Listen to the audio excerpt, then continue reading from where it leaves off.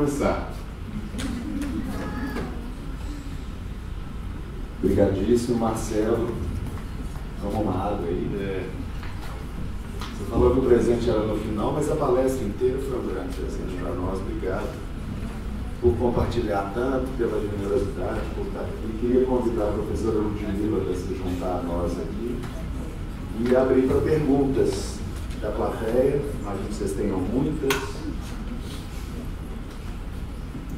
Queria pedir a algum dos monitores nos ajudar aqui com o microfone. Você vai começar já com a pergunta e passa para o próximo, então.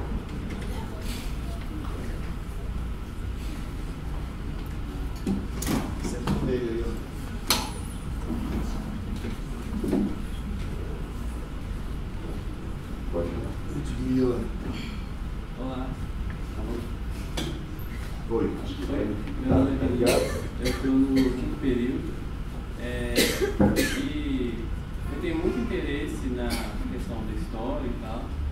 Inclusive eu tinha começado a fazer história, só que eu mudei para arquitetura e vi que seus projetos têm muito envolvimento nessa questão, vários projetos são museus, e queria saber como que foi o processo da curadoria, dessa pesquisa, se vocês tiveram algum envolvimento, se vocês têm um grupo pesquisadores no seu escritório, ou vocês orientavam procurar alguns pesquisadores da região, e como é essa questão da pesquisa mesmo?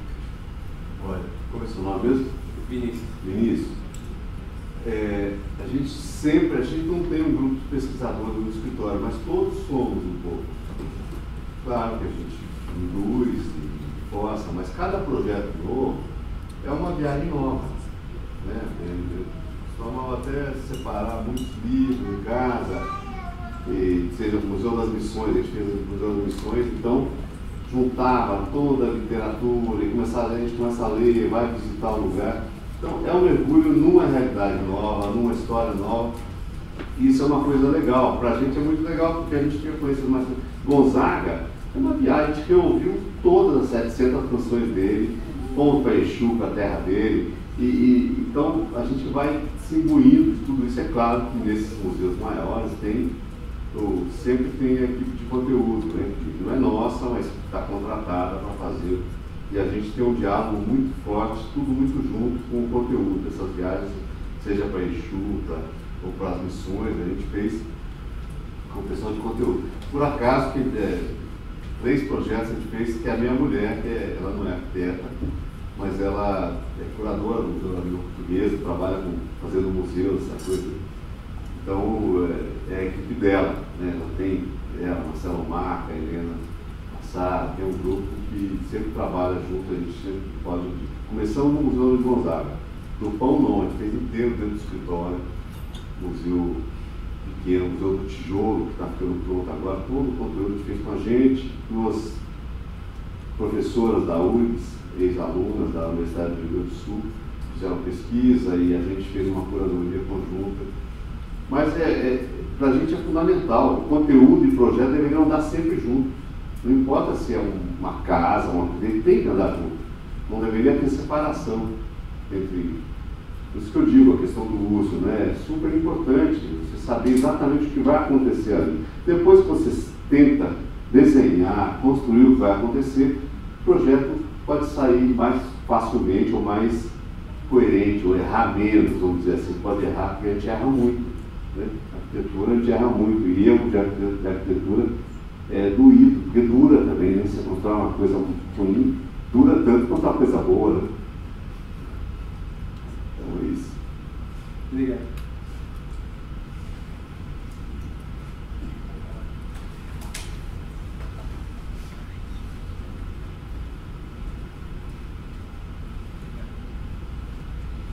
Oi, boa noite. Eu sou o Ricardo, eu sou da UFMG, na verdade, mas eu estou aqui hoje. Eu achei muito legal, falando do projeto que você fez no Rio Grande do Sul. Qual que era o nome do museu? Do Pão. Museu do Pão? Não. Do Pampa.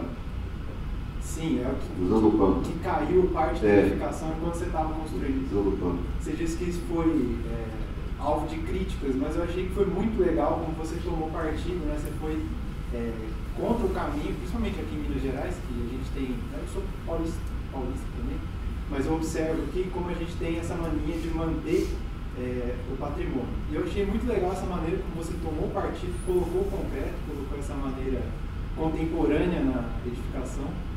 E é só um comentário. Minha pergunta, na verdade, é em relação aos desenhos. Eu achei muito bonito como você representou o projeto além dos renders, né, que todo mundo hoje em dia sabe fazer. Eu queria saber como que funciona isso, se é você, se são os seus colaboradores que desenham, como que você faz?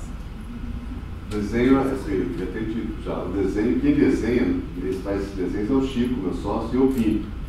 Ele desenha e eu aquarelo, assim, é uma parceria, mas os desenhos, a base dos desenhos são do Chico, né?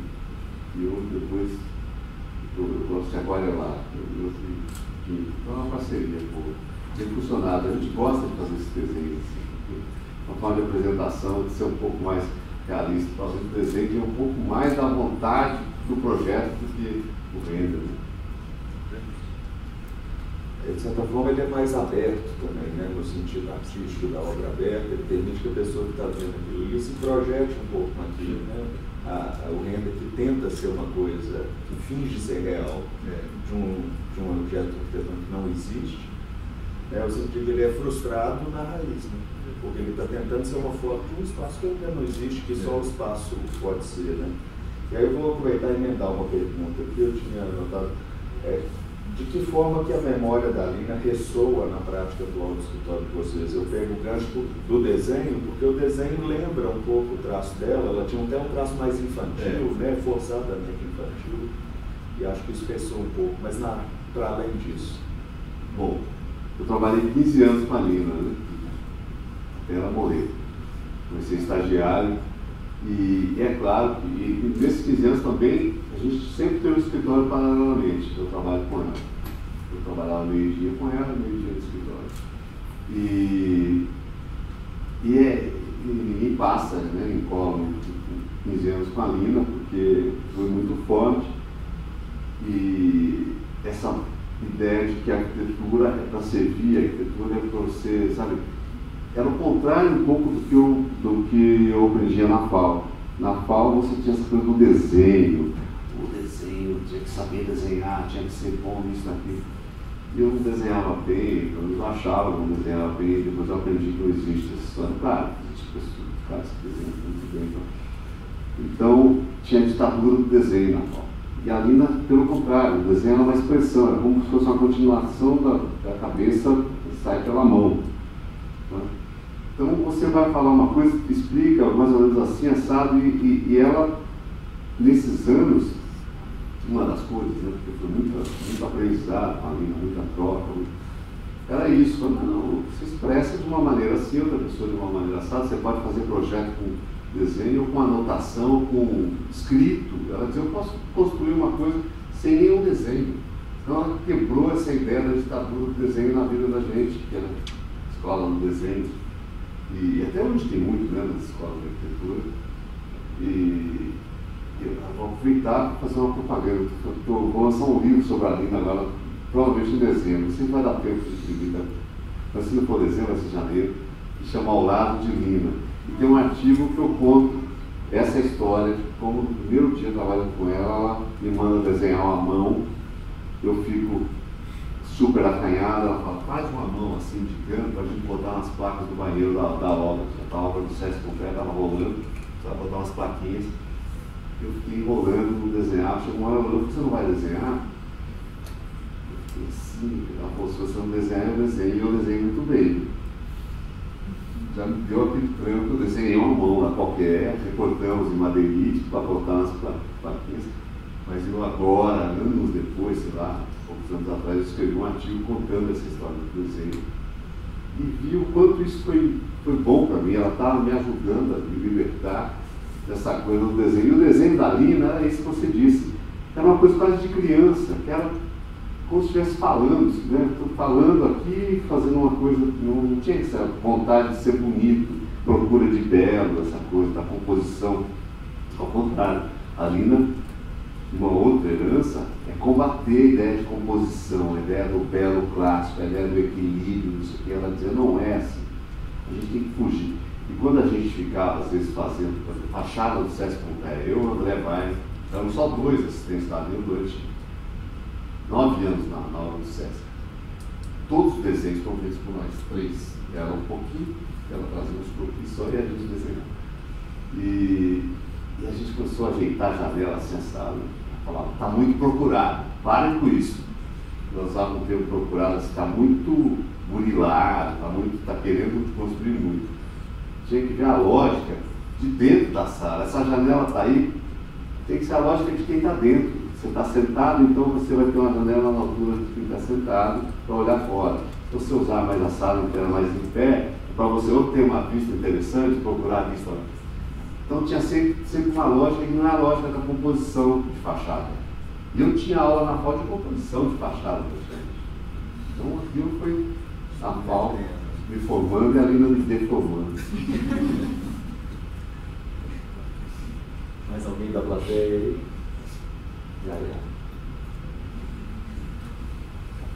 Boa noite, eu sou Yaya, como o Pedro falou. Primeiro eu queria agradecer pela palestra. Eu sempre sou uma pessoa que me envolve assim, nas palestras e sempre estou perguntando, desculpa. E na sua palestra foi a primeira vez que as luzes acenderam e eu não consegui pensar em uma pergunta. Eu estou até agora martelando aqui na minha cabeça, de tanto que essa palestra me impactou, então eu queria te agradecer de verdade. Mas eu acho que eu consegui chegar, no final das contas, chegar a uma conclusão. E eu queria saber, quando você está trabalhando com esses ambientes históricos que carregam dentro do Brasil tanto um peso quanto uma importância, igual você falou, como que isso te muda como arquiteto, como pessoa, como isso te transformou ao longo da história, como você pode aprender de pouquinho em pouquinho, assim, porque na sua fala eu percebo muito essa aprendizagem ao longo da história, sabe? E eu fico nessa ansiedade de chegar lá também um dia, então eu queria entender um pouquinho mais desse lado. É difícil, né? Dizer, dar conselho é uma coisa que a gente não gosta, mas eu acho que você vai viver a vida. Coisa que vocês já fazem muito aqui no Horizonte, vai para a rua, vai ver gente, vai ver como é que as pessoas vivem. Eu acho que tem uma coisa também da Lina, uma outra lição, a presença da antropologia. Né? A antropologia é matéria fundamental para a gente. Para você projetar para outra pessoa, você tem que tentar entender como é a outra pessoa. E entender não é fazer pesquisa, sabe? O que vocês querem? É isso? Quer um hospital, quer ponto de ônibus, quer não sei o quê. Então, não vai dizer o que falta muita coisa. E o que não está dito? E o que ele não diz? Né? Você tem que tentar também devolver o projeto com coisas que não são explícitas, que não são pedidas. Então, isso é observando, é lendo. Você tem que ler a necessidade de pessoas, de comunidades, que não são evidentes às vezes. Isso é vivendo. Então, não é. Eu critico muito nossos colegas arquitetos, olha, meus colegas, estou falando assim, da formação de FAO, Escola da Cidade, que fica numa masturbação da arquitetura pela arquitetura, sabe? E vocês, eu acho que até viram que eu fico mostrando lá os projetos prontos. Eu sempre falo para os meninos assim, olha, planta boa e corte bom é obrigatório. Não vou ficar explicando corte de planta para vocês, sabe? Eu não acho isso. Eu acho que tem professores ótimos, vocês aprendem na escola, né, como que desenha o espaço, como que concebe o espaço, como que cria espaço. Então, eu acho que o sentido da arquitetura tem que ser muito maior que esse, tem que ser mesmo recipiente de vida. Então, por isso que eu pulo essas partes às vezes. Mas eu acho que é isso, é lendo, ouvindo música, dançando, e não é demagogia. E curtindo o fracasso também, que é importante, a gente disse isso antes, no começo, né? Porque aí a gente mostra só os projetos que foram sucedidos, que aconteceram e tal. E a quantidade de projetos que vai para a gaveta, que é mal feito, que o cara não faz, é muito mais do que, mas muito. Frustrações são grandes, a gente engole sacos de monte, sofre projeto está pela metade, o outro não está feito. A gente já tem projeto demolido que já virou ruína. Então, é duro. Então, é bom dizer isso, né? Senão fica achando que a vida é uma maravilha. Mas não é uma maravilha nesse sentido de você querer fazer coisa. Esse é o lado interessante. Você está sempre lutando todo dia. E é bom, essa luta mantém a gente vivo. Acho que eu vou pegar É conterrânea, hein? Cidade. Não? Uma pessoa. Oi. Eu vou pegar o gancho da Yaya, que ela falou sobre ser impactada, né? Ela foi impactada pela palestra.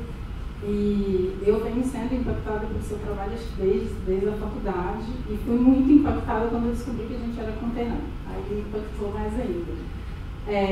Mas, pegando esse gancho do impacto, eu acho que eu queria te perguntar sobre o livro ali da Serra da Mantiqueira, que vocês trazem um mergulho muito profundo nessa coisa do caipira, da origem, da origem mesmo de vocês, assim. Eu queria que você falasse um pouquinho, se em algum momento vocês tiveram um estalo que era importante falar disso, definir, trazer termos e transformar isso numa obra mesmo, numa publicação, porque de fato isso está muito dentro do trabalho de vocês e hoje você explicou mais ainda, né? Se aprofundou mais ainda quando você fala quando você definiu o nome do escritório, né? De querer comer o Brasil. Então parece que tudo conectou, mas assim, queria saber se nesse processo de vocês, em algum momento vocês materializaram a necessidade de falar a respeito. Bom, a Ludmila está falando de um livro que eu fico devendo para você, devia ter trazido, eu me esqueci de pegar um livro, trouxe um livro aqui para a biblioteca. É um livro que eu fiz em 1992, lancei em 92, poucos meses depois da morte da Lina. Ela morreu em março, eu lancei em agosto. Mas é um livro que eu tinha feito uma viagem em 1984 para documentar a Serra da Mantiqueira, a arquitetura rural da Serra da Mantiqueira. Documentar a vida ali, encomendado pela Lina, que a gente fez uma exposição no Sesc Pompeia chamada Caipiras Capial, 2 pontos, pau a pique, e que ia mostrar esse mundo caipira da Mantiqueira, de Minas, do lado de Minas e do Vale do Paraíba. E eu fui com mais um colega fotografar, comprar objeto na Mantiqueira Mineira, e o outro grupo foi para o Vale do Ribeira, justamente onde estava o KKKK. Essa exposição fez um sucesso em São Paulo, porque tinha até a vaca, tinha porco, galinha, tudo dentro do Sesc Pompeia, uma exposição assim remarcável. E a Lina dizia, mas é um adeus esse mundo rural, o mundo mudou, é outra coisa. Mas eu naquele momento ainda via aquilo com um certo saudosismo. E essas fotos ficaram lá. E eu sempre falei, não, vamos para a universidade, vamos fazer mestrado, vamos fazer uma pesquisa, levantamento dessa arquitetura rural, desse vernacular, essa coisa. Eu tinha uns livros da arquitetura popular portuguesa, que vocês se tiverem na biblioteca talvez tenham, são um inquérito da arquitetura popular portuguesa. Eu acho que é uma coisa maravilhosa, a coisa mais bem feita nessa área, para mim, até hoje, é dos anos final de 50, começo de 60. Em 2 volumes, agora acho que a última edição em 3. São livros que formaram alguns arquitetos portugueses que resolveram sair, fazer um levantamento do país. Tudo bem, é pequeno país, então para cada região ia um grupo comandado por um cara. Mas tinha o Álvaro Cisa, estava no grupo, Fernando Tábara era um dos comandantes, que era uma espécie de Lúcio Costa de Portugal. Eles queriam provar para o Salazar, que era o presidente, ditador durante 50 anos. O Salazar inventou a história da casinha portuguesa, né? Toda a casa portuguesa é singela, como se existisse uma casa portuguesa. E esse grupo de arquitetos, com a cabeça muito boa, são os grandes arquitetos portugueses, modernos, né? Cisa nem precisa falar. Vão fazer sem enfrentamento direto, claro que eles estavam na política, na oposição, faz um levantamento de Portugal para dizer que Portugal tinha muitas arquiteturas, não uma casa portuguesa, eram muitas casas. fizeram essa obra que é maravilhosa para nós.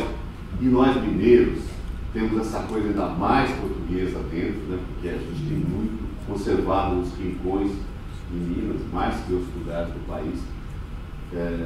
São Paulo nem se fala, São Paulo não tem nada.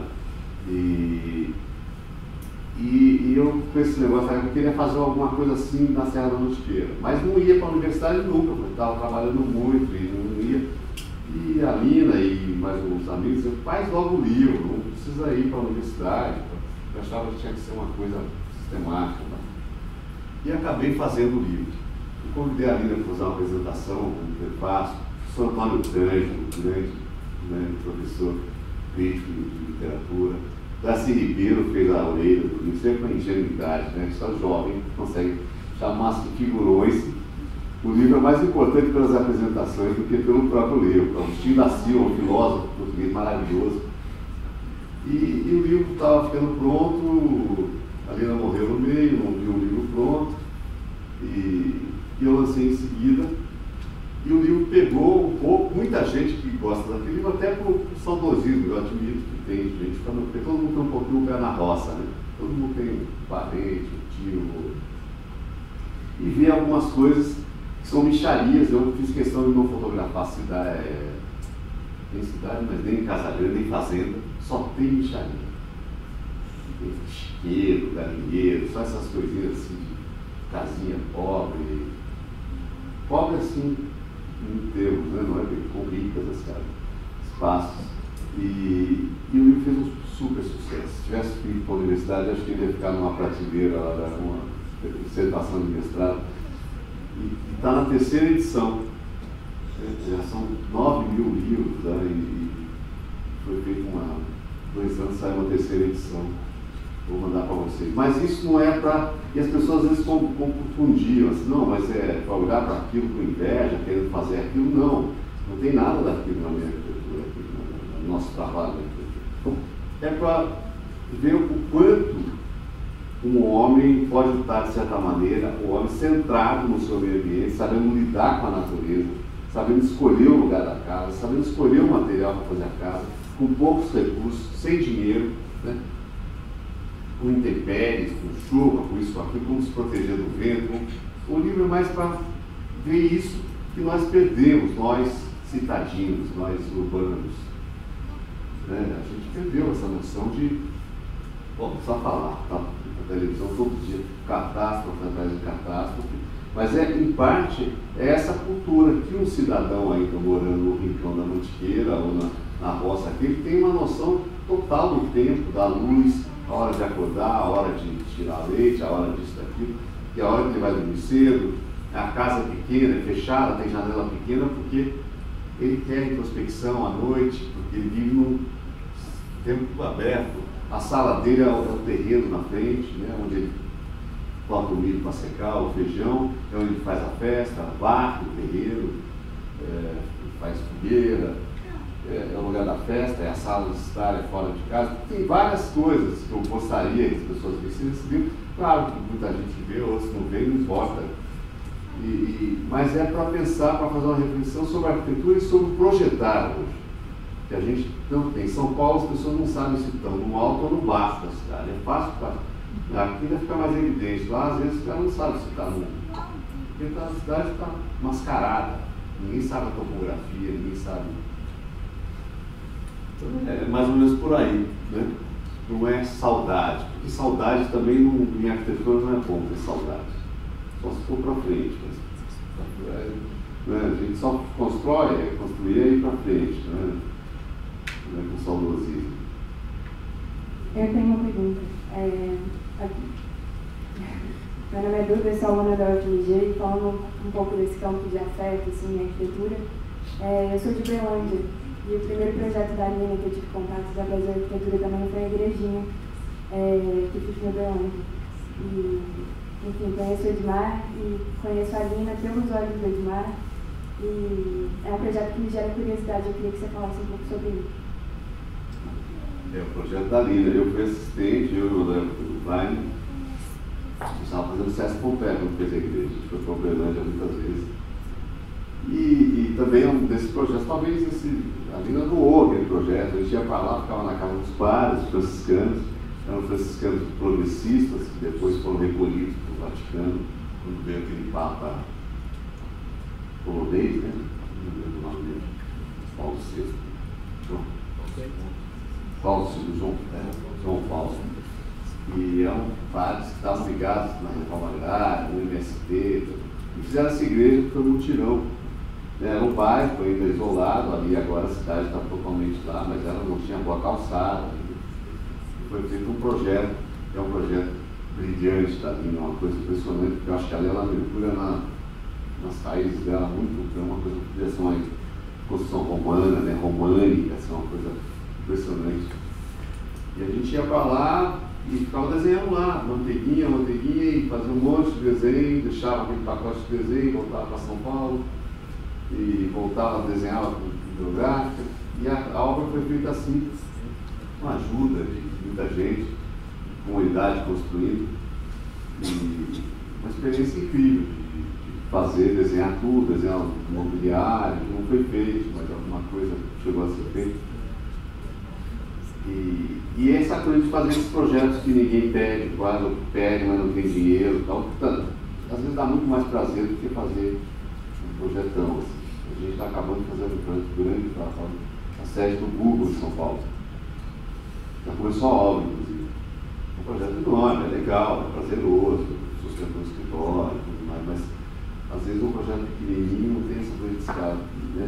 Tão bom, às vezes melhor. Por exemplo, o pão foi uma coisa que a gente pegou na raça. Quando inaugurou, a gente levou todo o escritório para lá. Foi uma delícia, passamos lá uma semana montando a exposição final para a festa de inauguração. Então o pessoal varreu, lavou, viu o escritório, fechou o escritório, ficava hospedado na casa de pessoas, tinha um ônibus escolar que levava a gente para visitar outros moinhos. Então esse tipo de coisa dá prazer.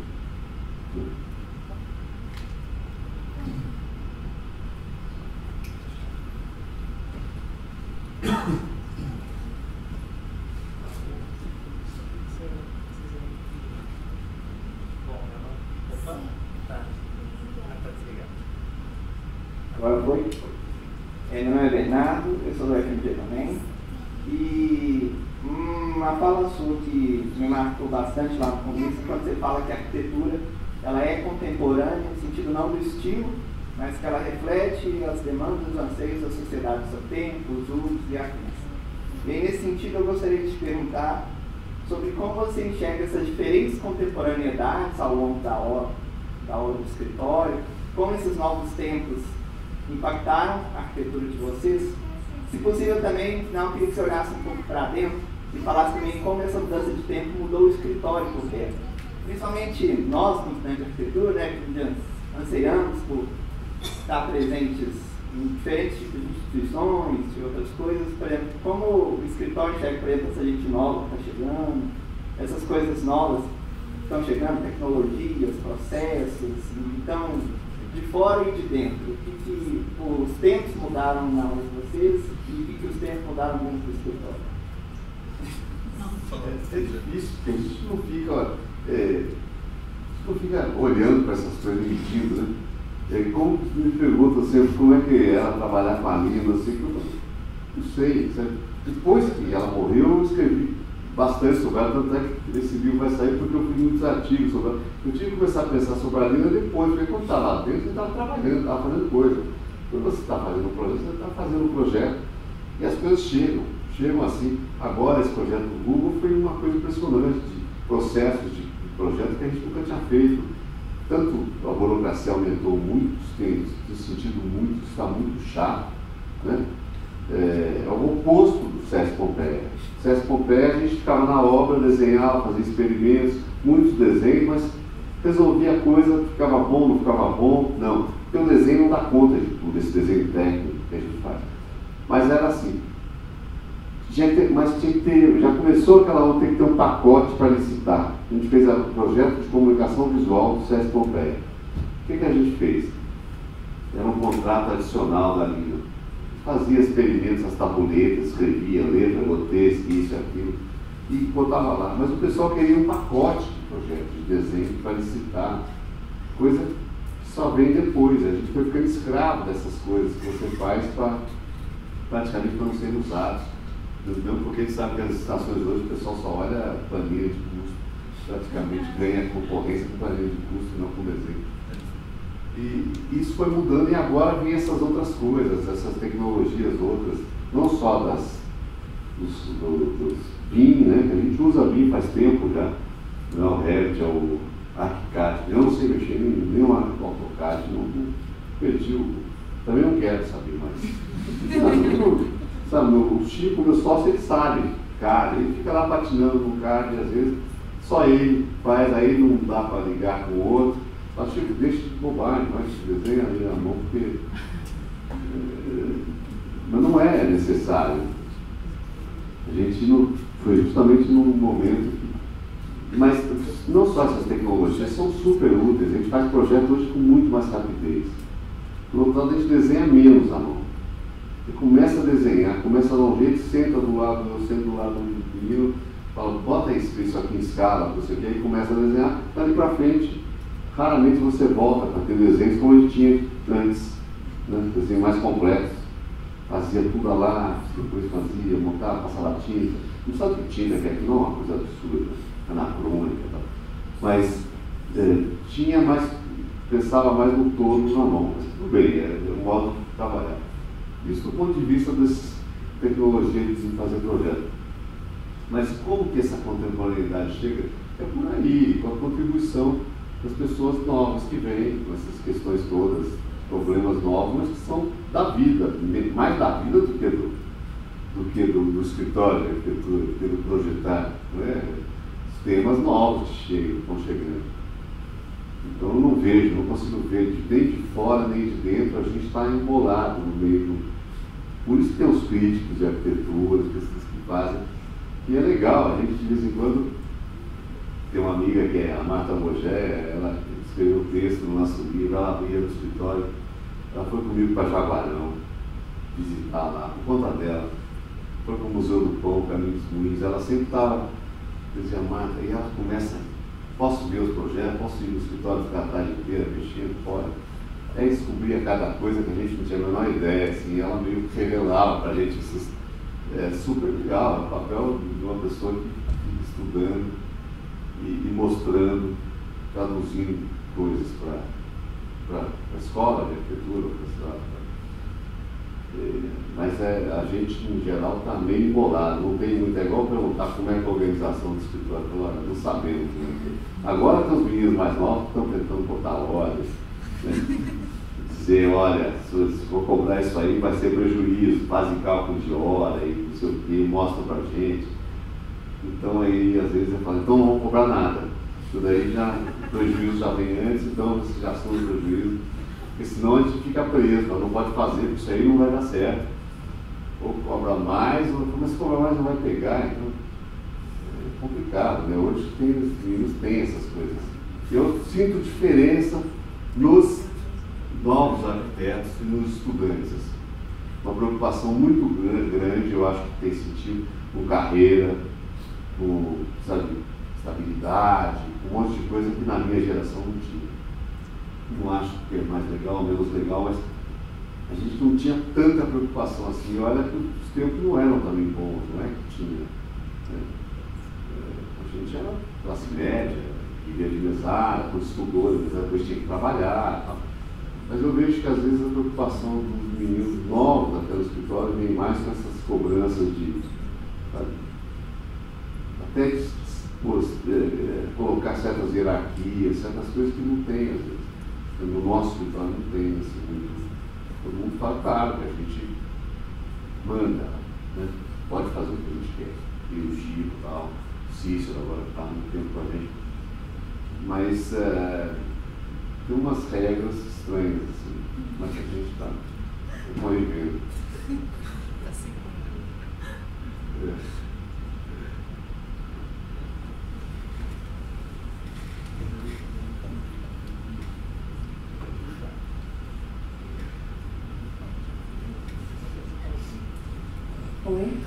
Oi, meu nome é Yasmin, eu sou da UFG.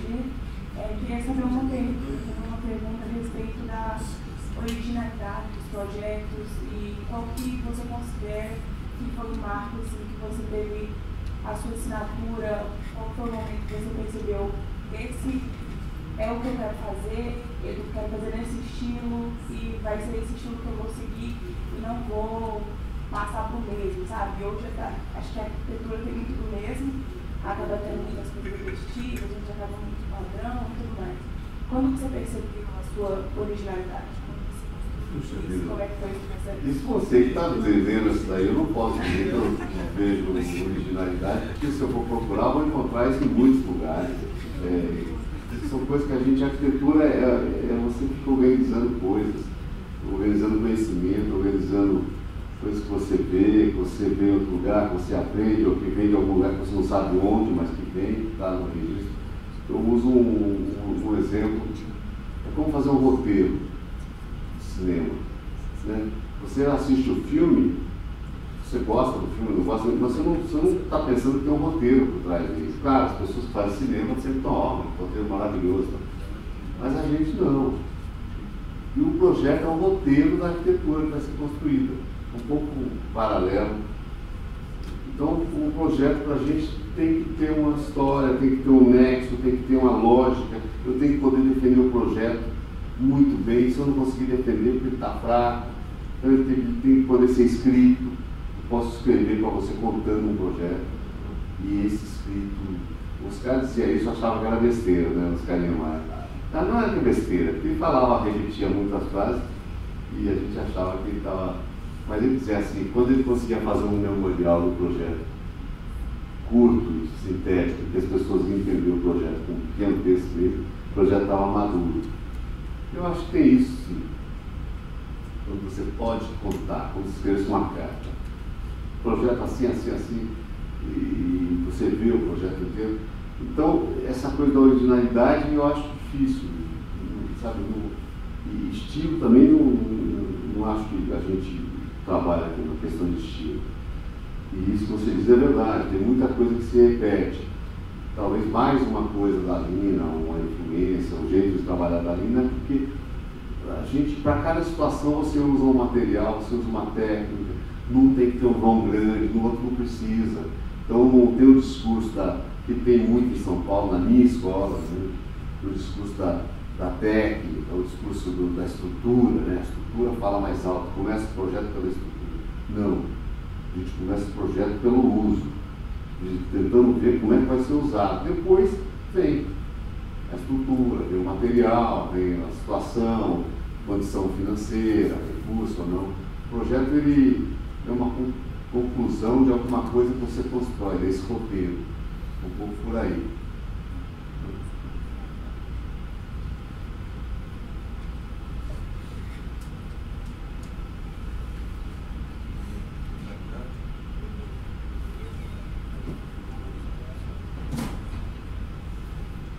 Apanhando o microfone. Boa noite, meu nome é Alexandre, eu sou professor aqui na PUC, recente, tá? E vou roubar um pouquinho a oportunidade dos alunos. Eu gostei muito da sua fala na intenção de capturar um projeto que nem foi pedido. Queria que você contasse um pouquinho mais disso. Eu acho que é um pouquinho que a gente vive aqui, né, no Brasil hoje. Né? Então eu queria que você falasse um pouquinho disso e se lá no escritório você tem alguém que escreve para buscar esses projetos da Lei Rouanet. Olha, essa coisa do projeto que não foi pedido, então, só para dizer, começar pela Lei Rouanet. Não, a gente já fez até projeto para a Lei Rouanet lá atrás. Não é difícil, mas é um trabalho chato, tem gente que faz isso.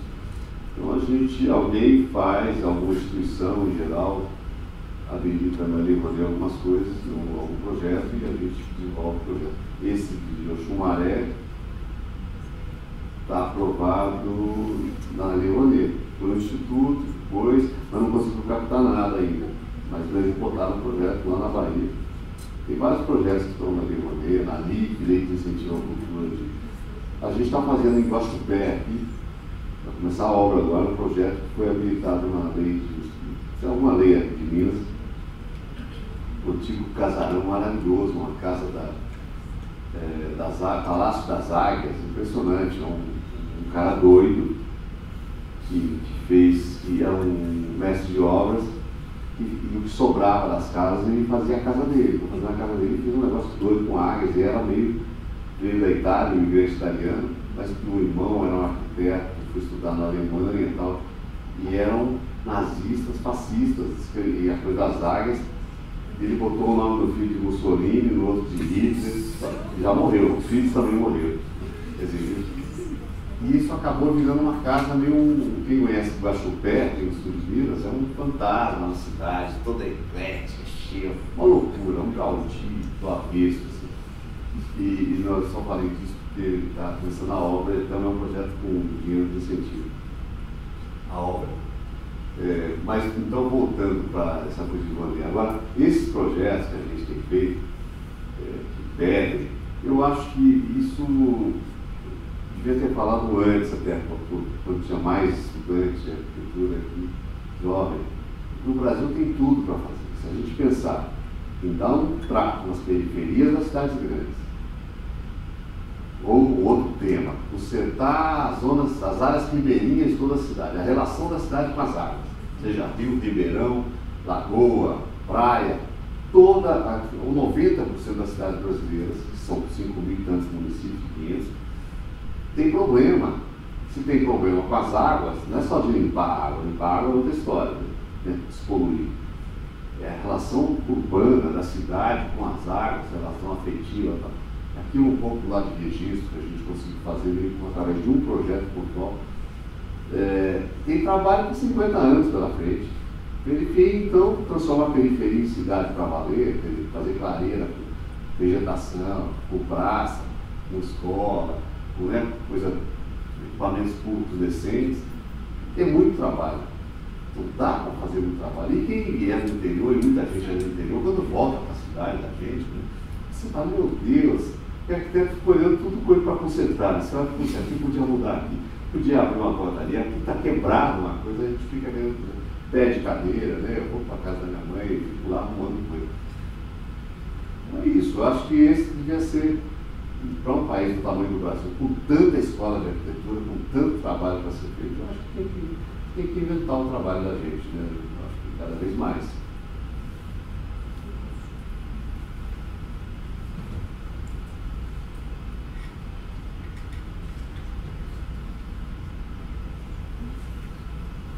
Boa noite, meu nome é Júlia, eu sou estudante do terceiro período aqui da PUC mesmo.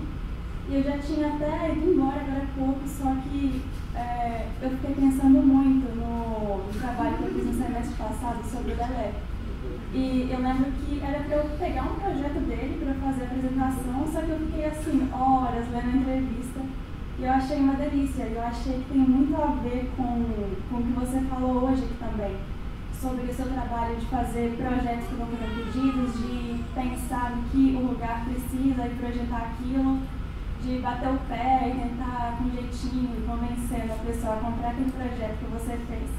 Porque o Lelé falou que não foi do dia para a noite que o nariz da baleia foi parar na cabeça. E agora, como você está falando também sobre você ir para uma cidade pequena e ver a necessidade daquele lugar, você ter o olhar de um arquiteto com experiência e mais, saber o que aquele lugar precisa, eu queria saber como que foi o seu trabalho de colocar o seu nariz na cabeça, como que foi o seu percurso até você ir conseguindo desenvolver esse tato mesmo, sabe, para fazer um projeto com qualidade e conseguir convencer uma pessoa de que o seu projeto é um bom projeto. Você está falando da entrevista do Lelé no Livrão Vermelho? Aham. Legal, aquela entrevista foi incrível. Foi na minha casa. Fez um livro do Lelé, né? Primeiro livro do Lelé.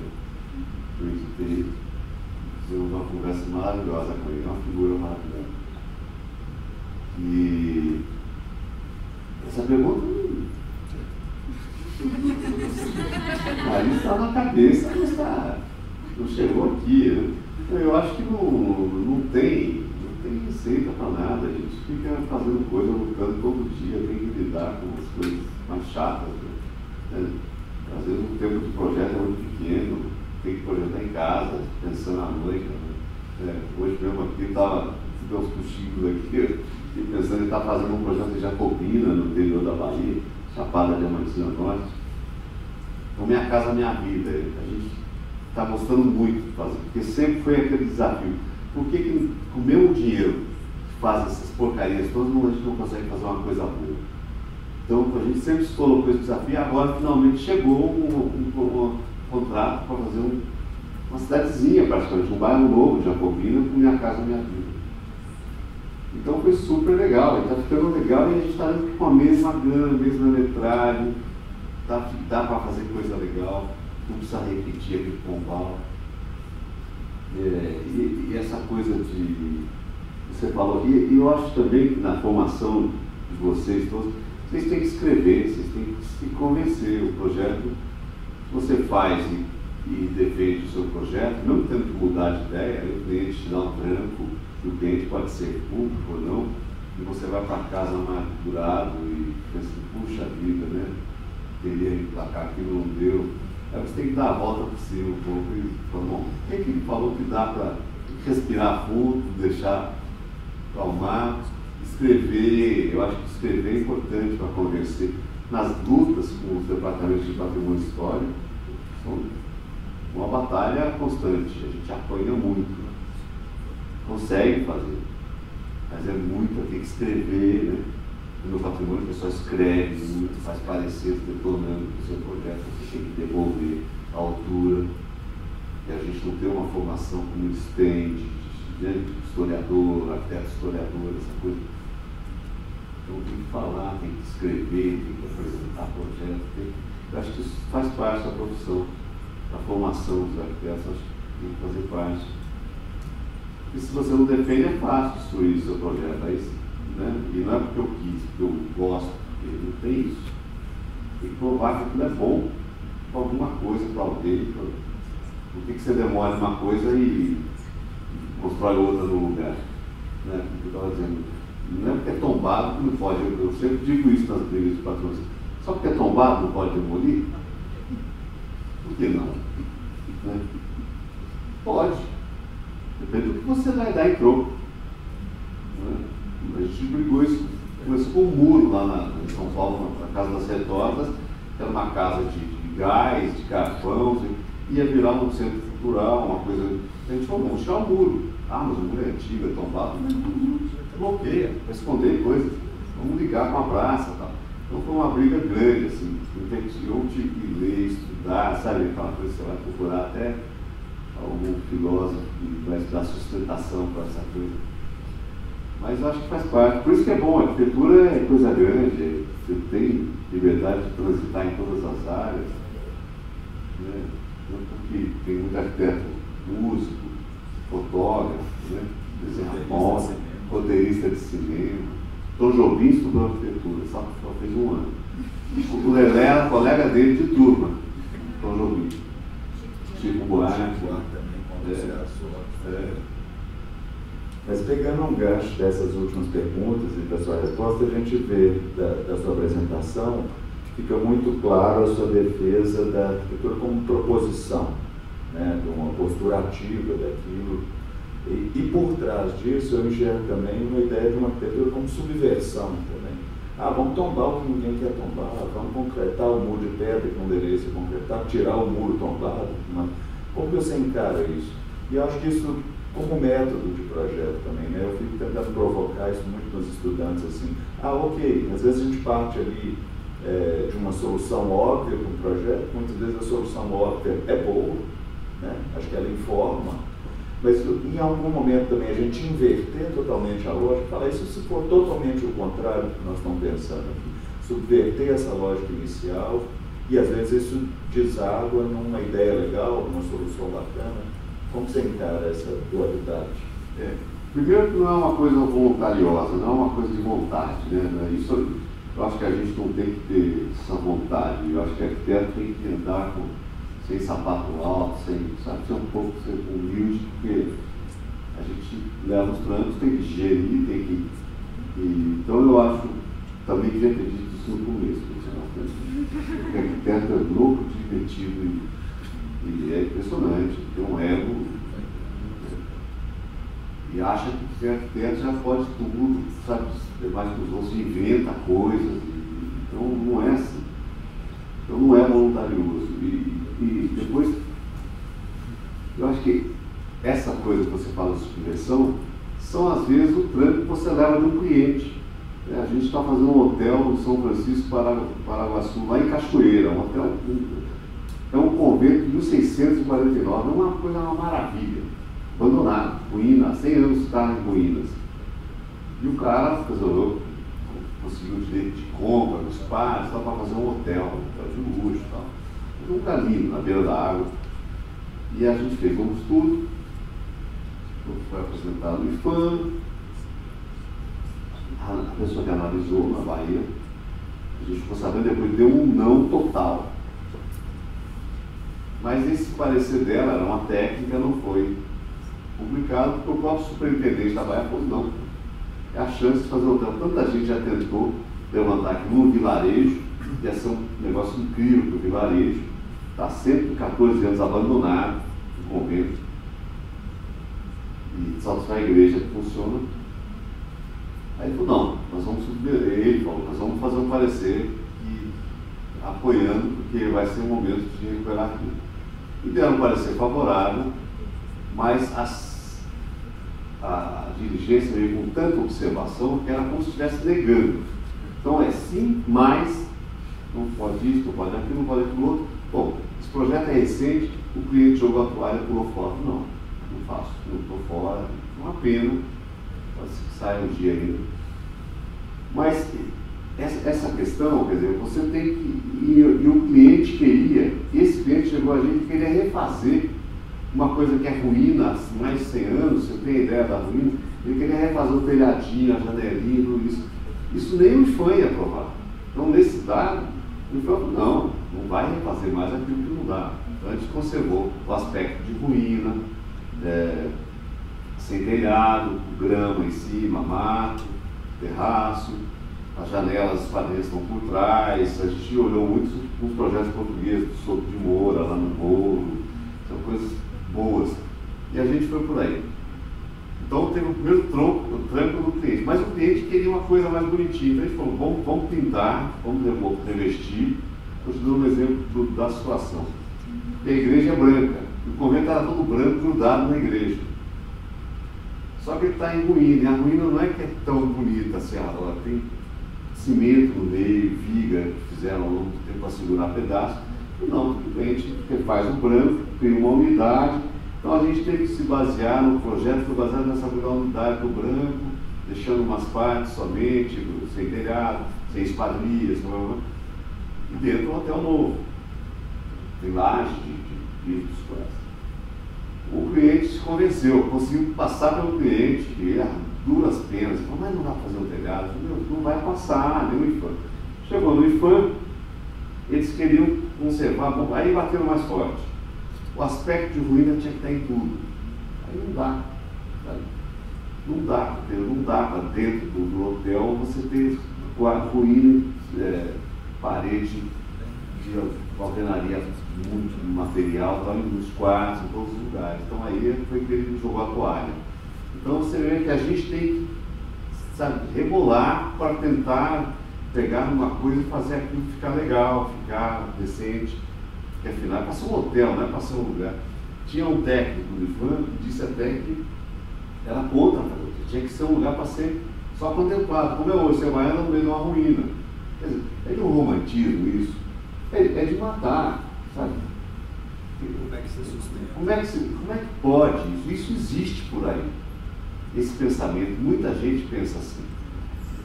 Pô, é muita folga, vamos botar aqui em Posac, não dá para ser mais, o convento não existe, não dá para fazer mais. Vamos fazer um outro uso, fazer aquilo que ainda pode viver de uma outra maneira, né? Então, é isso. Essa a subversão, ela vem como demanda para a gente, às vezes, não é como vontade. Mais alguma coisa encerrar, gente? Posso só perguntar? Saideira do fim. Vamos lá. Tudo bem? Fiquei com curiosidade.